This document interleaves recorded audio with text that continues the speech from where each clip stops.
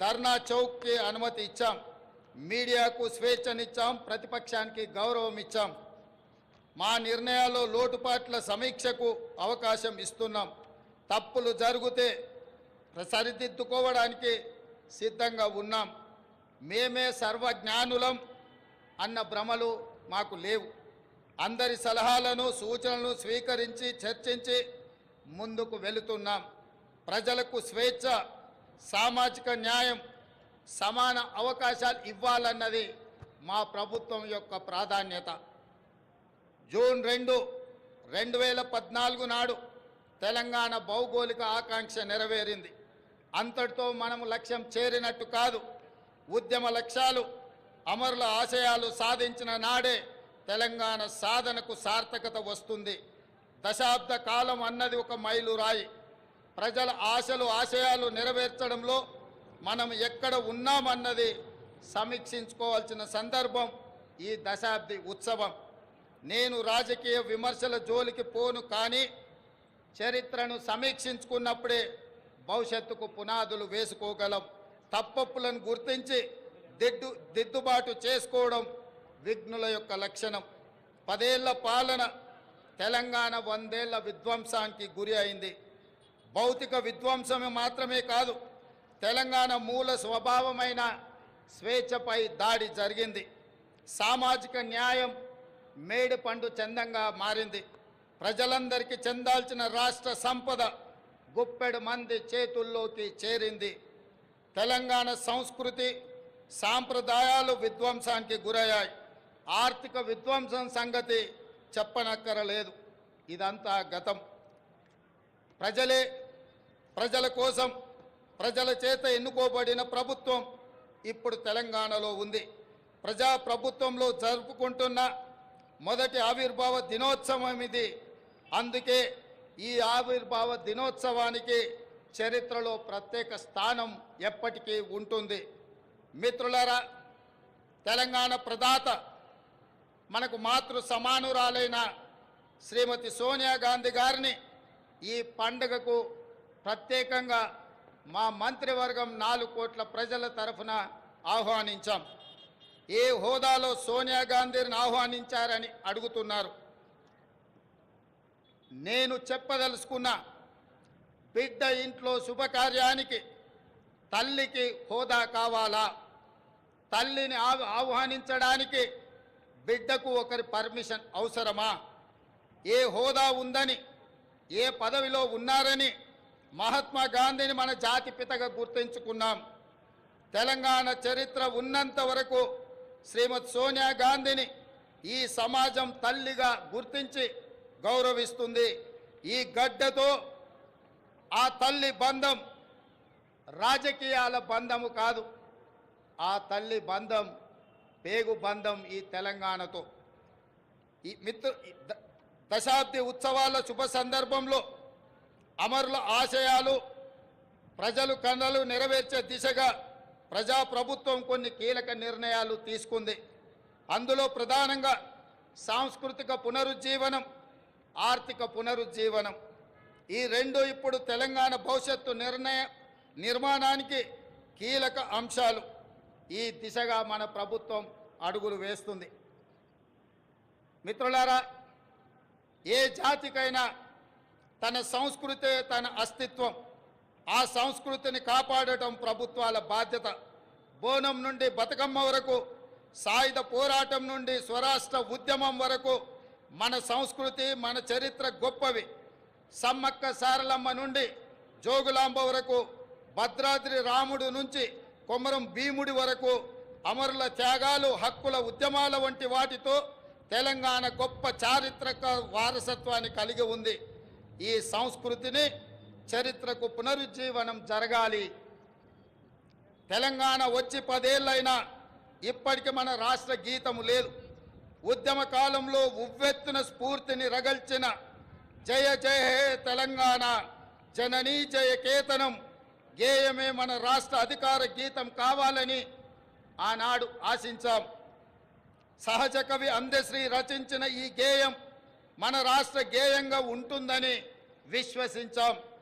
ప్రజల ఆకాంక్షల మేరకు ఈ పర్వదినాన జయ జయ హే తెలంగాణ గీతాన్ని రాష్ట్ర అధికార గీతంగా సగర్వంగా మా ప్రభుత్వం ప్రకటిస్తున్నది. చిహ్నం ఒక జాతి చరిత్రకు అద్దం పడుతుంది. జాతి చరిత్ర మొత్తం నిక్షిప్తమై ఉండేది చిహ్నంలో మాత్రమే. తెలంగాణ అంటే ధిక్కారం, తెలంగాణ అంటే పోరాటం. రాష్ట్ర అధికారిక చిహ్నంలో అది ప్రతిబింబించాలి. ఆ దశగా ప్రజాప్రభుత్వం నూతన చిహ్నాన్ని రూపొందించే పనిలో ఉంది. వివిధ వర్గాల నుంచి వచ్చిన సూచనలు, సలహాలు పరిగణలోకి తీసుకొని రాష్ట్ర నూతన చిహ్నాన్ని రూపొందించే పనిలో ఉన్నాం. అదేవిధంగా మిత్రులారా, ఉద్యమ సమయంలో ప్రజలు టీజీ అనే ఇంగ్లీష్ అక్షరాలను తెలంగాణకు సంక్షిప్త అక్షరాలుగా నిర్ధారించారు. యువత తమ గుండెలపై టీజీ అని పచ్చబొట్లుగా పొడిపించుకున్నారు. వారి ఆకాంక్షల మేరకు టీఎస్ స్థానంలో టీజీని పునరుద్ధరిస్తూ ప్రభుత్వం నిర్ణయం తీసుకున్నది. జననీ జన్మభూమిస్య స్వర్గాదపి గరీయసి అంటే జన్మనిచ్చిన తల్లి, జన్మనిచ్చిన భూమి స్వర్గం కంటే గొప్పవని అర్థం. తెలంగాణ తల్లి 4 కోట్ల ప్రజల యొక్క ఆకాంక్ష ప్రతిరూపంగా ఉండాలి. ఆ తల్లిని చూస్తే మన కన్న తల్లి యాదిలోకి రావాలి. సగటు తెలంగాణ గ్రామీణ మహిళా రూపమే తెలంగాణ తల్లి ప్రతిరూపంగా ఉండాలి. తెలంగాణ తల్లి కష్టజీవి, కరుణామూర్తి. ఈ రూపురేఖలతో తెలంగాణ తల్లి రూపానికి పునరుజ్జీవనం జరగాలి. త్వరలో ప్రజల ఆకాంక్షలను ప్రతిబింబించేలా తెలంగాణ తల్లి రూపుదిద్దుకుంటుంది. త్వరలోనే తెలంగాణ రాష్ట్రానికి తెలంగాణ తల్లి యొక్క ప్రతిరూపాన్ని మేము అందించబోతున్నాం. ఈ నిర్ణయాలు ఎవరికి వ్యతిరేకం కాదు, ఒక జాతి ఆకాంక్షలకు ప్రతిరూపం మాత్రమే. అదేవిధంగా మిత్రులారా, తెలంగాణ రాష్ట్ర ఆర్థిక పునరుజ్జీవనం మేము అధికారం చేపట్టే నాటికి రాష్ట్ర ఆర్థిక వ్యవస్థ పూర్తిగా విధ్వంసమైంది. 7 లక్షల కోట్ల రూపాయల అప్పుల ఊబిలో తెలంగాణ కూరుకుపోయింది. శాసనసభలో శ్వేతపత్రము పెట్టి వాస్తవాలు ప్రజల ముందు ఉంచాం. రాష్ట్ర సంపద పెంచి పేదలకు పంచడానికి ఆర్థిక పునరుజ్జీవనం జరగాల్సిన అవసరం ఉందని మా ప్రభుత్వం గుర్తించింది. మా ప్రభుత్వం ఆ దిశగా ప్రయత్నం చేస్తుంది. కఠినమైన ఆర్థిక క్రమశిక్షణ పాటిస్తూనే సంక్షేమం, అభివృద్ధిలో రాజీ పడటం లేదు. ప్రభుత్వ ఉద్యోగులు పెన్షన్లకు మొదటి తారీఖునే వేతనాలు ఇవ్వడం జరుగుతుంది. అదేవిధంగా మిత్రులారా, గ్రీన్ తెలంగాణ 2050 స్వల్పకాలిక ఆలోచనలు కాదు, దీర్ఘకాలిక ప్రణాళికలతో భవిష్యత్తుకు పునాదులు వేస్తున్నాం. మొత్తం తెలంగాణకు గ్రీన్ తెలంగాణ 2050 మాస్టర్ ప్లాన్ తయారు చేస్తున్నాం. రాష్ట్రాన్ని 3 జోన్లుగా విభజిస్తున్నాం. హైదరాబాద్ ఔటర్ రింగ్ రోడ్డు పరిధిలో ఉన్న ప్రాంతాన్ని అర్బన్ తెలంగాణగా, ఔటర్ రింగ్ రోడ్డు నుంచి రీజనల్ రింగ్ రోడ్డు మధ్య ప్రాంతాన్ని సబర్బన్ తెలంగాణగా, రీజనల్ రింగ్ రోడ్డు నుండి తెలంగాణ సరిహద్దుల వరకు ఉన్నది గ్రామీణ తెలంగాణగా నిర్ధారించాం. ఈ 3 జోన్లలో ఎక్కడ ఎలాంటి అభివృద్ధి జరగాలి, ఎక్కడ ఏ రకమైన మౌలిక సదుపాయాల కల్పన జరగాలన్నది ఈ మెగా ప్రణాళికలో విస్పష్టంగా తొందరలోనే ప్రకటిస్తాం. హైదరాబాదు నగరానికి ఒకనాడు తలమానికం మూసీ నది. ఈనాడు మూసీ ఒక మురికి కూపంగా తయారవుతే దానిని సుందరీకరించి, మూసీ సుందరీకరణ ద్వారా ఈ హైదరాబాదు నగరాన్ని ప్రపంచ చిత్రపటంలోనే ఒక విశ్వ నగరంగా మార్చడానికి ఈనాడు మా ప్రభుత్వం కార్యాచరణను చేపడుతుంది. మూసీ సుందరీకరణ పథకం ద్వారా పరివాహక ప్రాంతాన్ని ఉపాధి కల్పన జోన్గా తీర్చిదిద్దబోతున్నాం. ఈ పథకానికి ఇప్పటికే 1000 కోట్ల రూపాయలు కేటాయించాం. హైదరాబాద్ బ్రాండ్ ఇమేజ్ని ఈ పథకం మరో స్థాయికి తీసుకెళ్తుందనడంలో సందేహం లేదు. పర్యాటకం, ఆర్థికం, పర్యావరణం ఈ 3 కోణాలు ఇందులో ఉన్నాయి. ఎగువన ఉన్న ఉమ్మడి రంగారెడ్డి, దిగువన ఉన్న ఉమ్మడి నల్గొండ జిల్లాలో సాగునీటి వనరుగా కూడా మూసి ఉపయోగపడుతుంది. ప్రజల అవసరాలకు తగ్గట్టు మెట్రో విస్తరణ ప్రణాళికలను ప్రకటించాం. రీజనల్ రింగ్ రోడ్డు త్వరితగతిన పూర్తికి ప్రయత్నిస్తాం. తక్కువ ఖర్చుతో ఎక్కువ నీరు ఇవ్వగలిగే సాగునీటి ప్రాజెక్టులకు తొలి ప్రాధాన్యత ఇవ్వడం జరుగుతుంది. రాష్ట్ర ఆర్థిక పునరుజ్జీవానికి అవసరమైన అన్ని నిర్ణయాలు తీసుకోవడం జరుగుతుంది. అన్నిటికంటే ముఖ్యంగా మిత్రులారా, ఈనాడు తెలంగాణ రాష్ట్రాన్ని ముఖ్యంగా ఆనాడు ఉద్యమంలో ఉవ్వెత్తున పాల్గొన్న తెలంగాణ యువత ప్రభుత్వాల నిర్లక్ష్యం వల్ల ఈనాడు డ్రగ్స్ మహమ్మారి వైపు, గంజాయి వైపు మళ్ళీ ఈరోజు తెలంగాణ సమాజాన్ని నిర్వీర్యం చేసే కుట్ర జరుగుతుంది. అందుకే తెలంగాణలో డ్రగ్స్ అన్న మాట వినిపించడానికి వీలు లేదని మేము సంకల్పించాం. డ్రగ్స్ గంజాయి విషయంలో ప్రభుత్వం అత్యంత కఠినంగా వ్యవహరిస్తుంది. టీ-న్యాప్కి పూర్తి సహకారం, స్వేచ్ఛను ఇస్తున్నాం. అవసరమైన నిధులు ఇస్తున్నాం. డ్రగ్స్ విషయంలో ఎంతటి వారు ఉన్నా వదిలే సమస్య లేదు. ఈ విషయంలో వ్యక్తిగతంగా నేను చాలా పట్టుదలతో ఉన్నాను. మన భవిష్యత్తు, యువత భవిష్యత్తుకు సంబంధించిన ఈ అంశం అందుకే ఉక్కు పాదంతో అణిచివేయాలని మా ప్రభుత్వం సంకల్పించింది. డ్రగ్స్ ఫ్రీ తెలంగాణ ప్రభుత్వ పరంగానే కాదు, వ్యక్తిగతంగా నేను ఎంతో ప్రాధాన్యతను ఇస్తున్నాను. అదేవిధంగా మిత్రులారా, ప్రజాపాలన ప్రజల వద్దకు చేర్చాలన్నది మా ఆలోచన. ఇందిరమ్మ గ్రామ సభల ద్వారా 2023 డిసెంబర్ 28 నుండి 2024 జనవరి 6 వరకు అభయహస్తం గ్యారంటీలను అమలుకు దరఖాస్తులను స్వీకరించాం.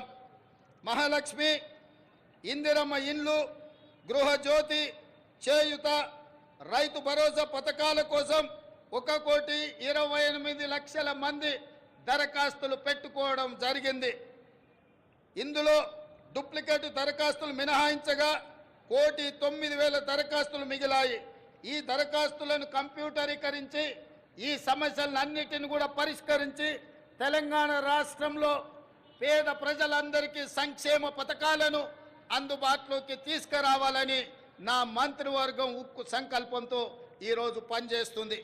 అదేవిధంగా మిత్రులారా, అధికారంలో వచ్చిన 48 గంటల్లోనే 2 గ్యారంటీల అమలుకు శ్రీకారం చుట్టాం. ఆడబిడ్డలకు ఉచిత బస్సు ప్రయాణ సౌకర్యాన్ని కల్పించాం. పైసా ఖర్చు లేకుండా రాష్ట్రంలో ఎక్కడికైనా ఉచితంగా వెళ్లే అవకాశం మహిళలకు, మా సోదరి మనులకు ఈ పథకం ఉపయోగపడుతుంది. ఈనాడు కోట్లాది మంది ఆడబిడ్డలు అమ్మగారింటికైనా, అత్తగారింటికైనా, భద్రాచలం గుడికైనా, సమ్మక్క సారలమ్మ సందర్శనానికైనా కోట్లాది మంది మహిళలు వినియోగించుకుంటున్నారు అనంటే మా ప్రభుత్వానికి ఎంతో సంతృప్తినిచ్చింది ఈ ఉచిత బస్సు ప్రయాణ సౌకర్యం. అదేవిధంగా బస్సులు సరిపోవడం లేదు, వాళ్లకు సమస్య అవుతున్నదంటే అదనంగా బస్సులను ఏర్పాటు చేయడమే కాదు, అదనంగా బస్సులను కూడా మా ప్రభుత్వం కొనుగోలు చేసి మా ప్రాధాన్యత మహిళల పట్ల అత్యధికంగా ఉంటుంది అని చెప్పి ఆ తల్లులకే ఈ ఉచిత బస్సు ప్రయాణాన్ని మేము అంకితం చేయడం జరిగింది. అదేవిధంగా పేదల ఆరోగ్య విషయంలో రాష్ట్ర ప్రభుత్వం ఆనాడు డాక్టర్ వైఎస్ రాజశేఖర రెడ్డి గారు ఉన్నప్పుడు శ్రీమతి సోనియా గాంధీ గారి నేతృత్వంలో ఆరోగ్యశ్రీ పథకాన్ని తీసుకువచ్చి పేద ప్రజలకు ఆరోగ్యాన్ని, కార్పొరేట్ వైద్యాన్ని అందించడం ద్వారా ఆ కుటుంబాలను ఆదుకునే విధంగా ఆనాడు ఆ పథకాన్ని ప్రవేశపెట్టడం జరిగింది. కొన్ని ప్రత్యేకమైన పరిస్థితుల వల్ల ఆ పథకం నిర్వీర్యమైనా మళ్ళీ ప్రజాపాలన ప్రారంభించిన ఎంబడే మా ప్రభుత్వం, మా మంత్రివర్గం 5 లక్షల రాజీవ్ ఆరోగ్యశ్రీ పథకాన్ని పేదలకు ఉచిత వైద్యాన్ని అందించడానికి 10 లక్షల రూపాయలకు పెంచి డిసెంబర్ 9 నుంచి అమలు చేసి పేదల ఆరోగ్యాన్ని కాపాడే విధంగా ఈనాడు మా ప్రభుత్వం ముందుకెళ్తుంది.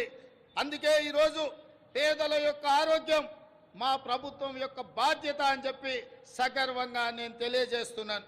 అదేవిధంగా యువత ఉద్యోగాల నోటిఫికేషన్లు, పరీక్షల నిర్వహణ పారదర్శకంగా నిర్వహించడానికి తెలంగాణ పబ్లిక్ సర్వీస్ కమిషన్ని ప్రక్షాళన చేశాము. 70 రోజుల్లోనే 30,000 మంది నిరుద్యోగ యువకులకు ఉద్యోగ అవకాశాలు కల్పించి ఉద్యోగ పత్రాలు ఎల్బీ స్టేడియంలో వాళ్ళ కుటుంబ సభ్యుల సమక్షంలో వాళ్ళ కళ్ళల్లో సంతోషాన్ని చూస్తూ మా ప్రభుత్వం నియామక పత్రాలను అందజేయడం జరిగింది. ఈనాడు నిరుద్యోగ యువకుల యొక్క ఉద్యోగ ఉపాధి అవకాశాలు మా ప్రభుత్వం ఎంతో ప్రాధాన్యతతో వాటిని నిర్వహిస్తున్నది. అదేవిధంగా గ్రూప్ 1 నోటిఫికేషన్ ఇచ్చినాం. ఈ నెల 9న ప్రాథమిక పరీక్ష జరగబోతుంది. అదేవిధంగా మెగా డిఎస్సి పోస్టులతో 11,062 ఉద్యోగ నోటిఫికేషన్లు ఇచ్చినాం. తొందరలోనే ఈ టీచర్ల నియామకాలను చేపట్టడం ద్వారా తండాలలో, గూడాలలో, మారుమూల పల్లెల్లో పేదలకు విద్యను అందుబాటులోకి తీసుకొచ్చి ప్రతి పేదవాడికి విద్యను అందించాలన్న లక్ష్యమే మా ప్రభుత్వం యొక్క లక్ష్యము. ఆ దిశగా మేము ప్రయాణం చేస్తున్నాం. అదేవిధంగా వయో పరిమితిని కూడా 44 సంవత్సరాల నుంచి 46 సంవత్సరాలకు పెంచి ఈ ఖాళీలను భర్తీ చేసే నిర్ణయం మా ప్రభుత్వం తీసుకున్నది. మిత్రులారా, రాష్ట్రంలో లక్షల మంది ప్రజల సొంత ఇళ్ల కోసం ఎదురు చూస్తున్నారు. వారి కలలు నెరవేర్చేందుకు భద్రాద్రి రాముడు సాక్షిగా ఇందిరమ్మ ఇళ్ల పథకాన్ని ప్రారంభించాం. పేదల కోసం ఈ ఏడాది 4,50,000 ఇండ్లను మంజూరు చేయడమే కాదు, 22,500 కోట్ల రూపాయలు నిధులు కేటాయించడం ద్వారా ప్రతి శాసనసభ నియోజకవర్గంలో 3,500 ఇళ్లు పేదవాళ్లకు నిర్మించి పేదవాడి సొంత ఇంటి కలను, చిరకాల స్వప్నాన్ని మా ప్రభుత్వం పూర్తి చేయాలని దృఢ సంకల్పంతో ముందుకు వెళ్ళడం జరుగుతుంది. అదేవిధంగా విద్యారంగ ప్రక్షాళన, తెలంగాణ ఎడ్యుకేషన్ హబ్గా తీర్చిదిద్దాలని సంకల్పించాం. అందుకే ప్రతి మండల కేంద్రంలో అంతర్జాతీయ మోడల్ స్కూళ్లను నిర్మించడం మా బాధ్యతగా భావించి ఆ ప్రయత్నాన్ని ముందుకు తీసుకెళ్తున్నాం. అదేవిధంగా స్కిల్ యూనివర్సిటీలను ఎంతోమందిని విద్యార్థులు పట్టాలు తీసుకుంటున్నారు, కానీ వాళ్ళకి స్కిల్ డెవలప్మెంట్ విషయంలో సరైన శిక్షణ లేకపోవడం వల్ల ఉద్యోగ ఉపాధి అవకాశాలలో కొన్ని ఇబ్బందులు ఎదుర్కొంటున్నారు. దానికోసమే తెలంగాణ యువతకు స్కిల్ యూనివర్సిటీలను ఏర్పాటు చేయడమే కాకుండా రాష్ట్రంలో దీనికి సంబంధించి అధికారుల బృందం ఇప్పటికే ఢిల్లీ, ఒడిశా, గుజరాత్ రాష్ట్రాల్లో పర్యటించి అధ్యయనం చేసింది. సంస్థతో మా ప్రభుత్వం ఒప్పందం చేసుకొని నిరుద్యోగ యువకులకు ఉద్యోగ ఉపాధి అవకాశాలు కల్పించాలని ఈనాడు మా ప్రభుత్వము కృత నిశ్చయంతో ఉన్నది. అదేవిధంగా మిత్రులారా, తెలంగాణ సమాజం అంటేనే వ్యవసాయం. మన సంస్కృతి, మన సాంప్రదాయం అంటే వ్యవసాయం. ఈ వ్యవసాయానికి రైతును రాజును చేయడమే మా సంకల్పం. అందుకోసమే మా ప్రభుత్వం రైతు బాగుంటే రాష్ట్రం పచ్చగా ఉంటుందని విశ్వసించే ప్రభుత్వం. గతంలో రైతుకు ఉచిత విద్యుత్తు రుణమాఫీ చేసిన చరిత్ర కాంగ్రెస్ పార్టీది. మా ప్రభుత్వం రుణమాఫీ చేసిన చరిత్ర కాంగ్రెస్ పార్టీది, మా ప్రభుత్వానిది. ఈ ట్రాక్ రికార్డును ప్రజాప్రభుత్వం కొనసాగిస్తుంది. రైతుకు ఆర్థిక సాయం పథకంలో భాగంగా 69 లక్షల మందికి చెప్పిన మాట ప్రకారం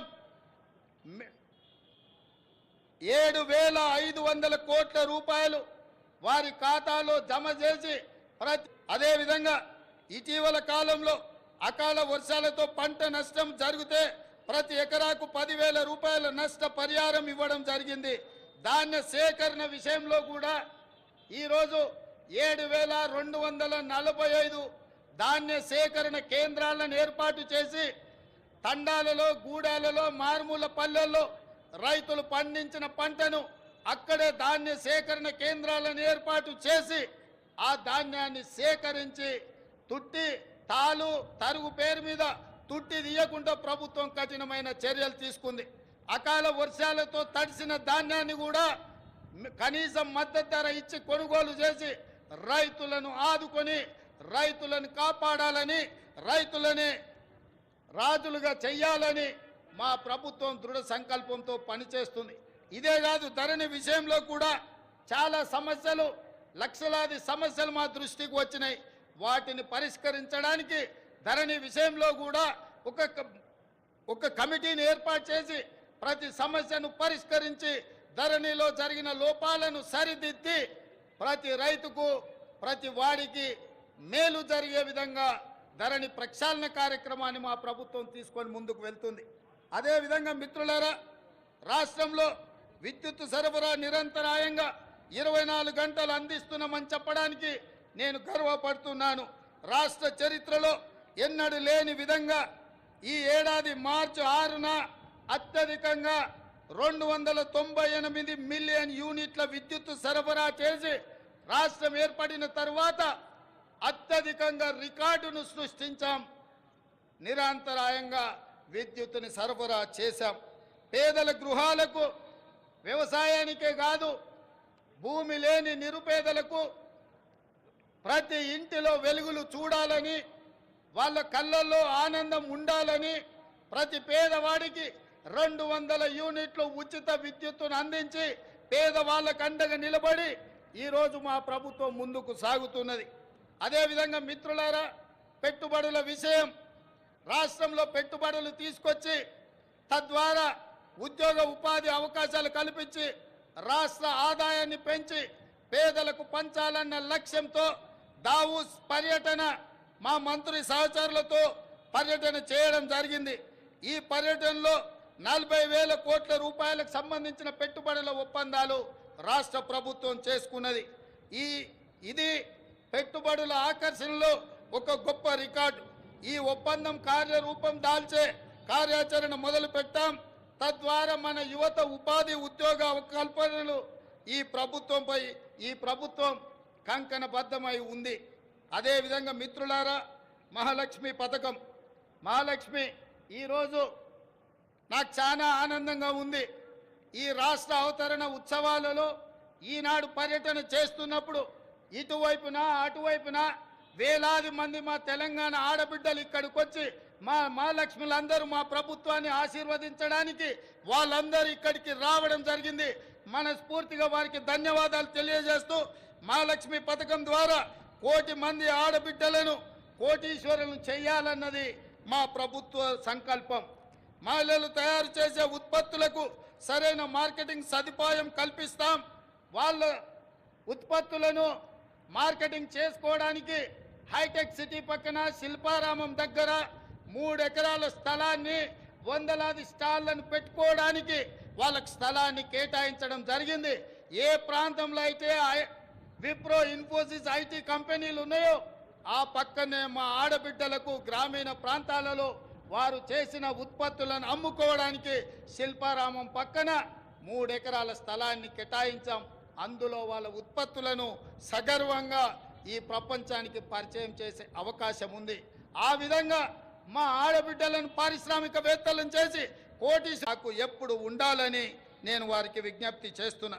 ఇదే కాదు, ఈనాడు వంటలో ఇల్లాలు సంపాదించిన సొమ్ము సిలిండర్కే ఖర్చు అవుతున్నది. కాబట్టి 1,200 రూపాయలు ఉన్న సిలిండర్ను ఈనాడు 500 రూపాయలకి ఆడబిడ్డలకు అందించడం ద్వారా ఆడబిడ్డల కళ్ళల్లో కన్నీళ్లు రావద్దు, ఆ కుటుంబాలు సంతోషంగా ఉండాలి, ఆడబిడ్డలకు అండగా నిలబడాలని 500 రూపాయలకే ఈనాడు మా ప్రభుత్వం సిలిండర్ను అందించడం జరుగుతుంది. అదేవిధంగా మిత్రులారా, తెలంగాణ ముందు పలు సవాళ్లు కూడా ఉన్నాయి. ముఖ్యంగా కృష్ణా గోదావరి జలాల్లో మన వాటా లెక్క తేల్చాల్సిన అవసరం ఉంది. 10 ఏళ్లైనా నీటి పంపకాలు జరగలేదు. కేంద్రంపై ఒత్తిడి తెచ్చి త్వరగా నీటి వాటాలు సాధించుకొని సాగునీటి ప్రణాళికలు సమర్థవంతంగా అమలు చేసుకోవాలన్నది ప్రజాప్రభుత్వం యొక్క ఆలోచన. హైదరాబాద్ ఉమ్మడి రాజధానికి ఈ రోజుతో కాలం చెల్లింది. ఆంధ్రప్రదేశ్లో ఆస్తుల విభజనకు సంబంధించి ఈ సమస్యలను సాధ్యమైనంత త్వరగా పరిష్కరించుకుంటాం. అదేవిధంగా మిత్రులారా, తెలంగాణ ప్రపంచానికి ఒక దిక్సూచి కావాలి. విశ్వ వేదికపై తెలంగాణ విజయ పతాక సగర్వంగా ఎగరాలి. పల్లె కన్నీరు పెడుతుందో అని ఒకనాడు ఆవేదనతో పాడిన తెలంగాణ పల్లెలు ఇకపై పచ్చని పైరులతో, పాడి పంటలతో, రైతుల ముఖాలలో చిరునవ్వులతో వెలగాలి. ఒకనాడు పొట్ట చేత పట్టుకొని పట్నంకు వచ్చిన యువత రేపటి నాటి ప్రపంచానికి మన సత్తా చాటే శక్తిగా మారాలి. తెలంగాణ ఇతర రాష్ట్రాలతో కాదు, ప్రపంచంతో పోటీ పడుతుందని నిరూపించాలి. మనకు శక్తి ఉంది, మనకు సత్తా ఉంది, తెలివి ఉంది, తెగింపు ఉంది, తాగాల చరిత్ర ఉంది. ఏం తక్కువ తెలంగాణకు? హైదరాబాద్ మన బ్రాండు, ప్రపంచ నెంబర్ 1 బ్రాండ్గా హైదరాబాద్ ఎదగాలి. తెలంగాణను ప్రపంచానికి డెస్టినేషన్గా మార్చాలన్న తపన ఉంది. దీనికి 4 కోట్ల ప్రజల ఆశీస్సులతో పాటు రాజకీయ, పరిపాలన, పత్రిక, న్యాయ, సామాజిక వ్యవస్థల సహకారం కావాలి. ఆ దిశగా ప్రతి ఒక్కరూ ప్రతి క్షణం ఆలోచన చెయ్యాలి. ప్రజాప్రభుత్వానికి మీ సంపూర్ణ సహకారం అందించాలని కోరుతూ ఈ సందర్భంగా ఈ వేదిక మీద నుంచి అధికారిక చరిత్ర పుటలలో ఒక గొప్ప సన్నివేశాన్ని, ఒక గొప్ప నిర్ణయాన్ని ఆనాడు లోక్సభలో ఆమోదింపజేసుకొని ఈనాడు తెలంగాణ రాష్ట్రం ఏర్పడ్డది అనంటే అందులో మొట్టమొదటి త్యాగం, సాహసం శ్రీమతి సోనియా గాంధీ గారు యూపీఏ చైర్పర్సన్గా ఉక్కు సంకల్పంతో ఈ తెలంగాణ రాష్ట్ర ప్రక్రియను వారు ముందుకు తీసుకెళ్లారు. రెండవ బాధ్యత బాబు జగ్జీవన్ రామ్ గారి సుపుత్రిక శ్రీమతి మీరా కుమారి గారు లోక్సభ స్పీకర్గా, మహిళగా, ఒక కన్న తల్లిగా పిల్లలను కోల్పోతే ఆవేదన ఎట్లుంటుందో తెలిసిన అమ్మగా మీరా కుమారి గారు సంపూర్ణమైన సహకారాన్ని అందించి ఆనాడు తెలంగాణ బిల్లును లోక్సభలో ఆమోదించడంలో అత్యంత క్రియాశీలక బాధ్యత వారు పోషించారు. వీరే కాదు, ఆనాటి భారతీయ జనతా పార్టీ నాయకురాలు, ప్రతిపక్ష నాయకురాలుగా శ్రీమతి సుష్మా స్వరాజ్ గారు ఆనాడు లోక్సభలో ప్రతిపక్ష నాయకురాలుగా సంపూర్ణంగా సహకరించి తెలంగాణ బిల్లును ఆమోదింపజేసుకొని రాష్ట్ర ఏర్పాటు ప్రక్రియలో వారు కూడా సంపూర్ణమైన సహకారాన్ని అందించారు. ఈ వేదిక మీదను అందుకే తెలంగాణ నలుమూలల నుంచి తరలి వచ్చిన వేలాది మంది మా ఆడబిడ్డల సాక్షిగా శ్రీమతి సోనియా గాంధీ గారికి, మీరా కుమారి గారికి, సుష్మా స్వరాజ్ గారికి తెలంగాణ 4 కోట్ల ప్రజల తరఫున వారికి కృతజ్ఞతలు తెలియజేస్తున్న ఈ తెలంగాణ చరిత్ర పుటలలో మీ త్యాగాలు, మీ గొప్ప